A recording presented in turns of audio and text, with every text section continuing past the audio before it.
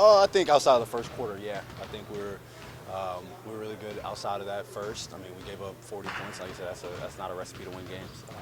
But we were much better after that. So. Don't Monty call it like an ugly win, but much needed, obviously. And there's various ways of describing it. To dig yourselves out of the hole, does it just kind of feel like another kind of similar experience that you guys have dealt with this year? Yeah, I mean, we have to be better. I mean, it all starts defensively. I think we still ended up only shooting like, I think 42% from the field or something like that.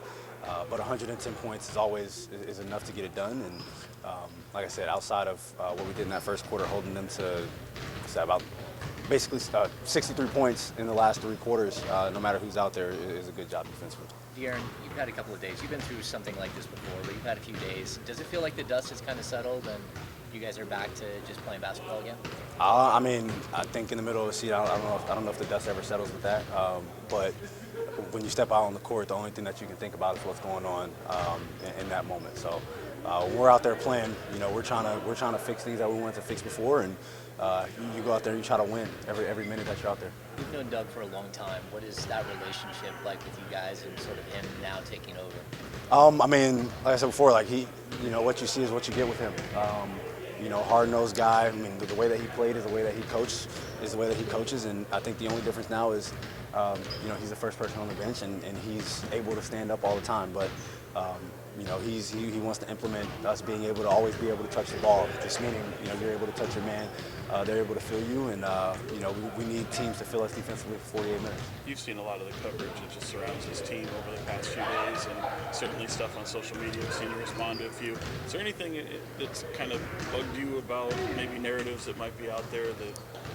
I mean, I wish we got that type of coverage all the time, right? Like now you're the talk of it because something bad happened.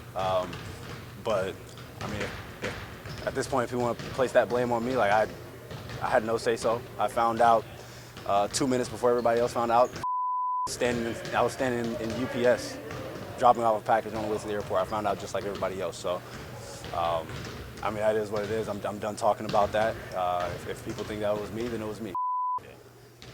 How about in terms of you got a lot of home games coming up, and that's kind of been the Achilles heel for you guys a little bit.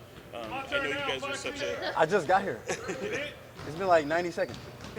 I know you. I finished shooting first.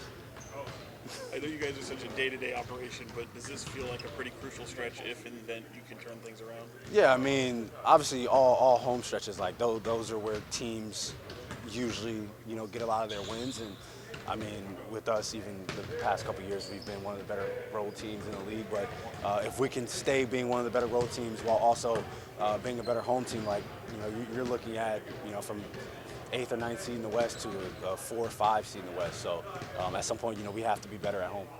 I'll talk about New Year's resolutions, right? You got time to reflect on this year, and what's your resolution going into next year for this team, 2025? I've never had a New Year's resolution before. I'm not gonna lie to you.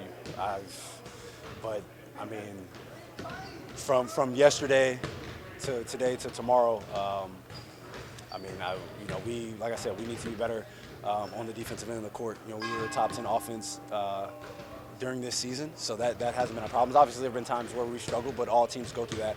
But if you can, find an identity defensively, you always give yourself a chance to win. So what do you think it is defensive? That first quarter obviously wasn't good. They were knocking down some tough shots, but they also got some open looks. Yeah, What I mean, it started with the open looks. You ask any player who plays at a high level, not even considering NBA or even pro level, like, you get high school kids, they see the first, 1 or 2 shots go in. Now, if you're not blocking their shot, there's pretty much nothing that you could do, and that's what happened in the first quarter. Obviously, PJ saw one go down, Spencer saw one go down, and now it just opened the floodgates. But I think after that, we were able to be physical. We made easier shots tough, and once we kind of got them out of that rhythm, it was much better for us defensively.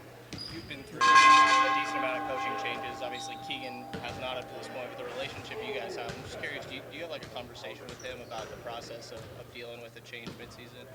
Well, crazy enough, this is maybe like a week and a half ago, Keegan asked me what would be my worst.